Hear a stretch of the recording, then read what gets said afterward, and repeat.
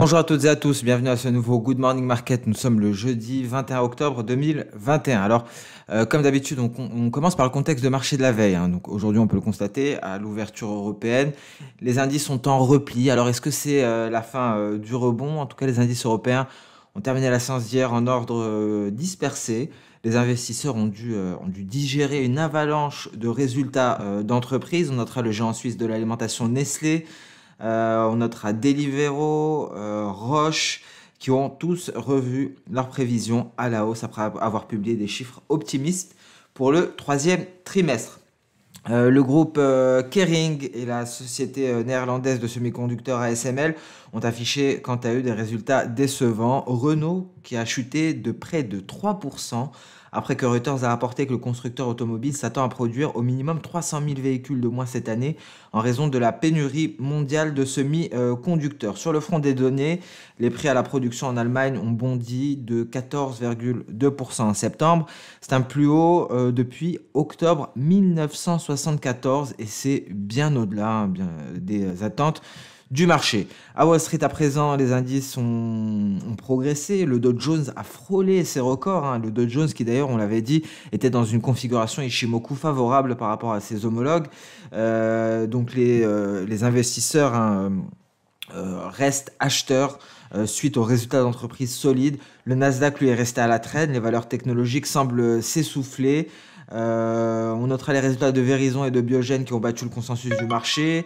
Les deux sociétés ont revu à la hausse leurs prévisions pour l'année entière. Dans le même temps, les actions Netflix ont été sous pression après que la société a déclaré s'attendre à ce que les marges du quatrième trimestre soient inférieures de moitié à celles de la même période de l'année dernière.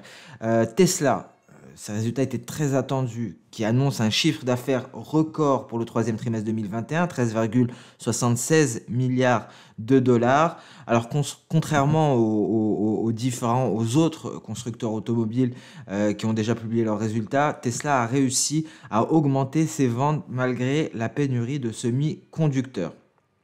Alors on notera que la société a tout de même enregistré une dépréciation liée au Bitcoin de 51 millions de dollars et donc la Tesla s'est négociée à la baisse. En parlant des crypto-monnaies, le Bitcoin qui a atteint un nouveau record historique. La reprise haussière est alimentée par les débuts réussis du premier fonds négocié en bourse, l'ETF de contrat à terme sur le Bitcoin aux États-Unis, ProShare Bitcoin Strategy. Les altcoins suivent largement la tendance à la hausse et ajoutent ainsi du carburant au rallye. Alors, est-ce que c'est vraiment à cause, grâce plutôt à cette ETF? Ce qu'il faut savoir, c'est que visiblement, le Bitcoin est de plus en plus perçu comme une couverture contre l'inflation et il prend dans ce sens-là un peu le rôle de l'or. On va regarder très rapidement un graphique avant d'enchaîner sur les matières premières, sur le contexte des matières premières, de parler du calendrier économique et d'enchaîner sur notre revue de marché. Vous voyez ici, on a donc les afflux de capitaux qui vont vers les fonds Bitcoin et nous avons des sorties de capitaux des ETF Gold.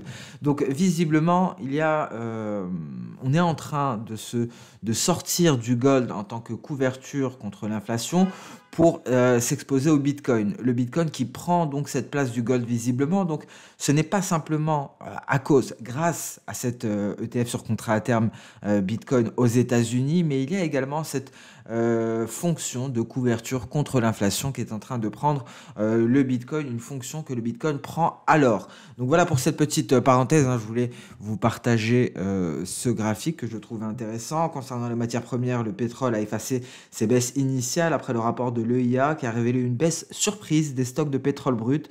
Donc des stocks de pétrole brut qui ont diminué de 0,431 millions de barils. C'est la première baisse en 4 semaines. Les analystes prévoyaient une augmentation d'1,857 millions. Le Brent a atteint un plus haut qui date de 3 ans, près de 86 $, mais il s'est replié depuis. Le WTI également est sur des niveaux qu'on n'a pas revisités depuis des années, on va le voir. Concernant le calendrier économique, pas de données majeures aujourd'hui. Mais il y a des événements qui pourraient créer ici et là une certaine volatilité, notamment, on en avait parlé lundi, la décision de la Banque centrale de la République de Turquie, décision de politique monétaire qui est attendue à 13 heures. C'est la première réunion depuis que le président Erdogan a licencié les banquiers centraux qui s'opposaient aux réductions de taux. Alors le taux repo à une semaine devrait être réduit de 18% à 17,5%. Donc voilà, c'est un des rendez-vous de cette séance. On aura également les demandes hebdomadaires au chômage aux États-Unis et les stocks de gaz naturel. Hormis cela, il y aura de nombreuses compagnies aériennes américaines qui vont publier leurs résultats aujourd'hui, résultats pour le troisième trimestre. Ces valeurs seront très certainement plus volatiles. On attend également Intel après la clôture du marché. Donc voilà pour le contexte de marché. Petite parenthèse sur le Bitcoin qui a marqué un nouveau record historique. Vous voyez le Nikkei, pardon, assez impressionnant ce repli. Donc on est allé chercher effectivement cette prochaine résistance et repli par la suite. On revient à la SSB. Donc c'est un revirement complet de situation concernant le Nikkei. Alors est-ce qu'il va sortir par le bas de son nuage? Dans ce cas-là, le repli pourrait s'approfondir. On pourrait aller chercher les 28 100 points environ. Concernant les indices européens, on avait parlé de certaines résistances, que ce soit pour le CAC 40 ou le DAX. C'est toujours d'actualité. Vous voyez ici, on est dans le nuage journalier qui est en rouge pour le CAC 40, et donc repli en ce début de séance, 6660 points environ. Alors les stratégies n'ont pas changé ici. Pour entrer à l'achat, il faut casser ce niveau de résistance. Et donc les stratégies baissières seront à déployer si on venait à sortir du nuage journalier par le bas, ce qui permettrait un éventuel franchissement du nuage H4. Ici, c'est le nuage H4. Ici, nous avons notre nuage journalier. Donc concrètement, tant qu'on est dans cette zone qui est représentée par le nuage journalier, on ne fait rien ici. On attend la sortie de cette zone, soit en cassant la zone de résistance à 6700 points environ, soit en cassant la zone de support aux alentours des 6570 points. Voilà pour le CAC 40. Le DAX en données journalières, donc un rebond qui s'est essoufflé sur le DAX depuis que l'on a atteint justement ce nuage journalier. On passe en données H4 dès à présent. Donc voilà le nuage journalier, un DAX qui s'est quelque peu replié, qui retrouve des couleurs. Alors on va peut-être réintégrer ce tout petit range au-dessus de notre nuage journalier, et pour envisager des perspectives baissières, vous l'aurez compris, à l'image du CAC 40, il faudra franchir le nuage H4. Étant donné que concernant le DAX, on n'est pas à l'intérieur du nuage journalier.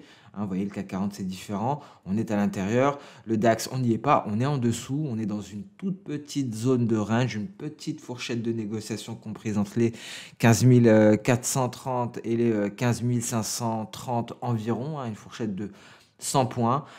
Et donc, on envisagera des perspectives baissières qu'en cas de cassure ici des 15 240. On est toujours, je précise, aux alentours d'une projection d'Osoda ici qui avait finalisé cette vague haussière en A, B, C et D. Le Nasdaq qui semble s'essouffler à la sortie de son nuage. Alors on l'avait vu ensemble, il y a une barrière de chandelier japonais et c'est ce qui a eu le dernier mot sur notre Chikou Span, sur notre Lagging Span que l'on retrouvera ici en gras, qui décide de contourner ces obstacles. On ne s'y attaque pas et ça crée une réintégration des cours dans le nuage. Donc une tendance qui s'essouffle. Pour le Nasdaq, un Nasdaq qui en donnait H4, vous voyez, on a eu deux signaux. Un premier signal à la sortie du nuage qui a été validé ici, un second signal à la cassure de la moyenne mobile 200. Et donc à présent, on est en échec face au sommet du 27 septembre que l'on retrouvera ici. Donc ce sont ces sommets du 27 septembre qui font office à l'heure actuelle de résistance. On ne parvient pas à se hisser au-dessus.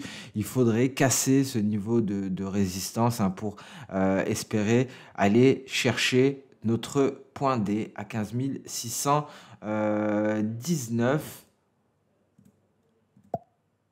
Écoutez, c'est une erreur de ma part. On a déjà atteint l'objectif. Je n'avais pas vu que j'avais mis une projection E. Donc ça change absolument tout, car c'est une projection V qui a déjà atteinte. Donc en fait, vous l'avez vu en direct, je viens de m'en rendre compte ici. Comme quoi, il faut éviter d'aller trop vite lorsqu'on place ses projections d'Osoda. Donc le point D était bien là, on a bien atteint le point D.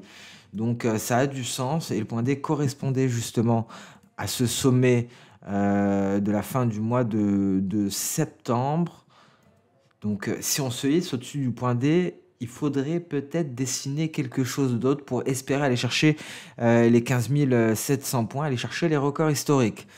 Donc ça me gêne un peu de m'en rendre compte à ce stade, mais en tout cas ça semble beaucoup plus logique, hein. Dans ce cas-là, on pourrait peut-être s'attendre à un retour à la moyenne en direction des 15 235 points, voire un retour à la moyenne mobile 200. Donc un Nasdaq qui a peut-être des perspectives un peu plus mitigées que ce que je ne pensais ces derniers jours. Cela est dû à cette erreur de ma part, hein, ayant placé une projection E au lieu d'une V, la projection E qui me plaçait à 15 619, la projection V, nous y sommes à l'heure actuelle. Donc voilà, il faut faire très attention, hein, lorsqu'on place ces projections parce que ça change le raisonnement. Donc ici, je commence à tabler plus pour un retour vers la Kijun, voire un retour vers la moyenne mobile 200, étant donné qu'on n'est pas parvenu à se hisser au-dessus de la projection V. Donc à surveiller tout de même le Nasdaq. En données H1, on est à l'intérieur du nuage. Une sortie par le bas nous indiquerait une nouvelle baisse. Vous voyez le S&P 500 très proche de ses records historiques. C'est clairement pas le cas, hein, du Nasdaq. Le Nasdaq est à la traîne. Le S&P 500 aux portes de son record historique nous a validé un signal d'achat ici, Ishimoku. À ce niveau-là, on se replie en début de séance, hein, et la cible haussière, bien entendu, n'est autre que le précédent record historique. Qu'en est-il en données H4 ici sur le S&P 500? Donc ça ne nous apporte pas plus d'informations. On peut éventuellement envisager un retour à la moyenne 4480, donc prudence, hein, au vu de cet essoufflement des futurs, des contrats futurs sur indice américain en ce début de séance européenne. Le Dow Jones a frôlé son précédent record, hein. Vous voyez, on est allé, ça s'est joué pratiquement. Ici, le plus haut est à 35 545 points. Le plus haut ici était à 35 339 points. Ça s'est joué à 6 points ici pour aller marquer un nouveau record historique. Et à ce niveau-là, on a une projection d'Osoda, et c'est bien un V cette fois-ci, je ne me suis pas trompé, 35 700 points. Donc effectivement, si on parvient à poursuivre dans cette dynamique-là, ce serait l'objectif 35 700 permettant de finaliser cette projection d'Osoda, cette vague haussière en ABCD. Qu'en est-il en données H4? Rien à signaler, hein, vous voyez à quel point on s'est rapproché du record historique. On passe sans plus tarder sur les crypto-monnaies. Et ici, il y a eu record historique. C'était très très beau d'un point de vue des projections d'Osoda, un outil auquel je pense, très chers auditeurs, vous faites de plus en plus confiance, hein. On l'a vu plein de fois en direct, nous avons tracé nos projections et ce sont des niveaux qui sont atteints par les marchés. J'espère que vous n'êtes plus dans cette phase de test qui permet de prendre confiance en un indicateur ou un outil technique. Vous avez bien vu la précision de cet outil-là, et précision qui va encore être prouvée sur le Bitcoin. Vous voyez ce qu'on est allé chercher ici.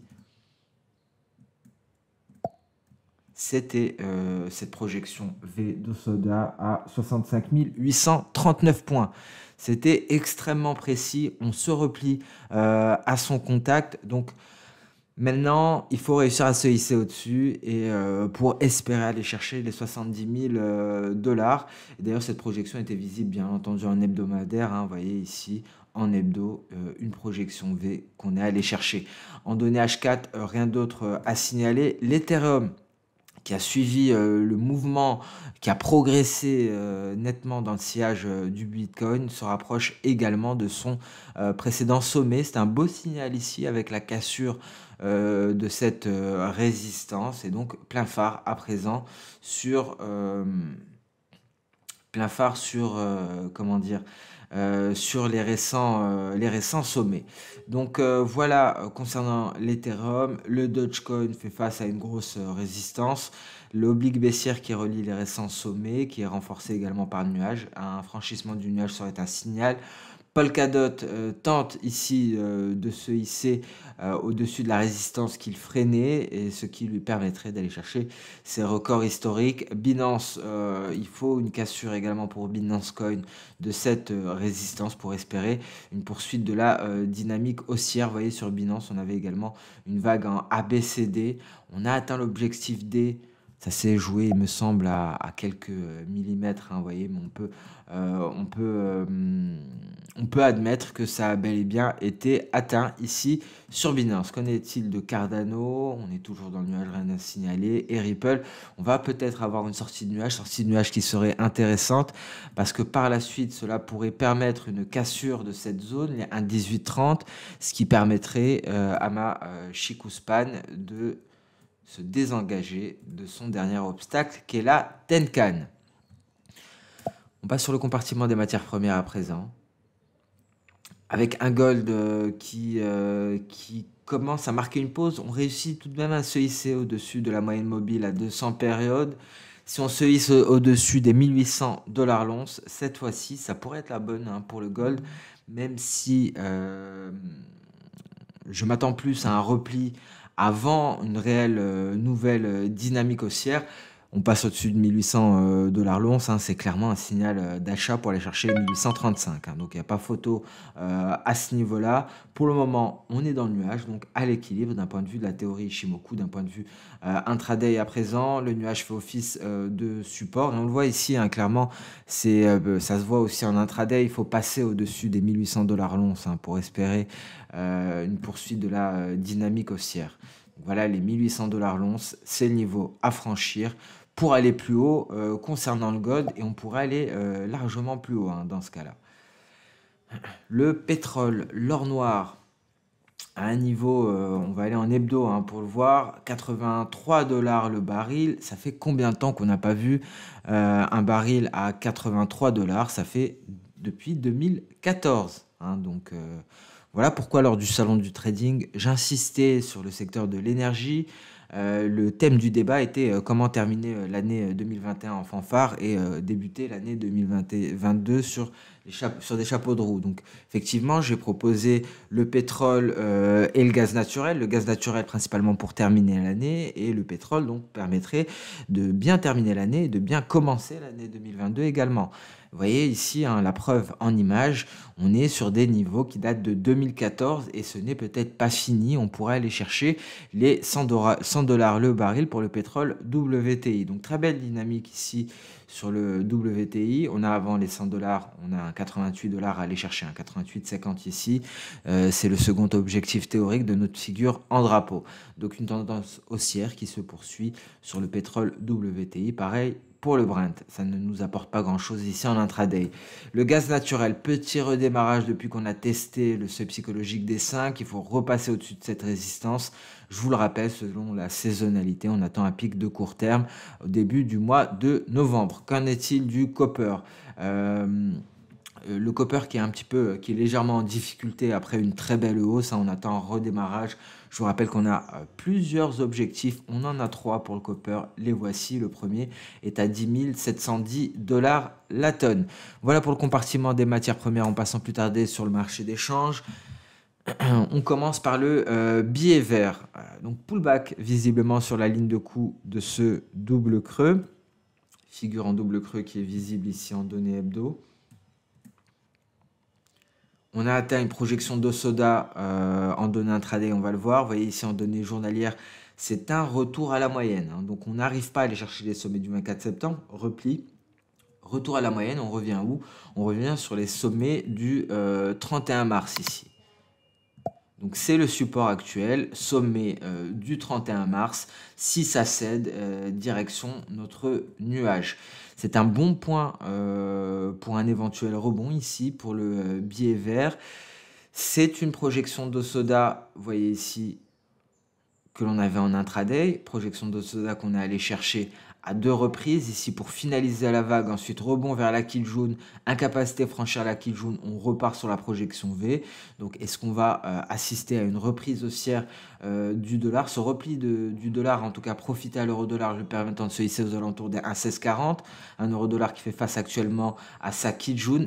Et ce qu'il faut garder à l'esprit, si on franchit la Kijun, il y a quand même une certaine marge de manœuvre, hein. On pourrait aller chercher les 1,1780, on pourrait aller chercher le nuage. Et si on franchit le nuage, hein, dans ce cas-là, c'est un premier signal de retournement de tendance pour l'euro-dollar. Ce n'est pas gagné pour le moment. On a vu que le billet vert rebondit sur un support solide que l'on voit ici en H4, un support solide que l'on voit ici en journalier. C'est le sommet du 31 mars. C'était une précédente grosse résistance, vous voyez, qui a freiné la progression des cours. Donc, c'est ce que l'on appelle ici, concernant ce niveau-là, qui était résistance et est devenu support. Ça s'appelle tout simplement une inversion de polarité. Cette précédente résistance devient donc support aujourd'hui. Voilà pour le billet vert, voilà pour l'euro-dollar. GBP-USD. Alors, on réussit à se hisser ici au-dessus de l'oblique baissière. On attend une confirmation. Il nous faut une belle bougie verte qui vient confirmer, ce qui nous permettrait d'aller chercher les 1,3915 environ. C'est un palier de SSB ici, 1,3910. Donc si on a confirmation, on repartirait à la hausse. Je ne suis pas convaincu quand même, alors je reste sur le GBP-USD, par cette hausse. Vraiment pas convaincu, donc à voir. On pourra avoir une invalidation au cours de la séance d'aujourd'hui et donc une réintégration sous le nuage. La séance d'aujourd'hui, je pense, nous donnera cette confirmation ou cette invalidation attendue. L'USD CAD casse le support à 1,2330 environ. On tente de repasser au-dessus, à voir aujourd'hui. En tout cas, si on clôture aujourd'hui, si on se maintient sous ce niveau-là, on pourrait s'attendre à un USD CAD au niveau de 1,2145. C'est là, c'est l'objectif théorique de notre figure en épaule, tête-épaule. Et donc l'USDN qui marque une pause, on est très proche ici des 114 pour le moment. Ça pourrait être un point de support. La hausse pourrait être soutenue prochainement par le nuage et l'USD Tree. On attend, vous voyez, l'USD Tree sur des records historiques. On est en hebdo ici. On attend énormément de volatilité à ce niveau-là en fin de matinée, début d'après-midi. Et sur ce Good Morning Market touche à sa fin. Merci à toutes et à tous pour votre fidélité. Je vous souhaite une très bonne journée, une très bonne séance de trading. On se donne rendez-vous dès demain pour le dernier Good Morning Market de la semaine. Au revoir.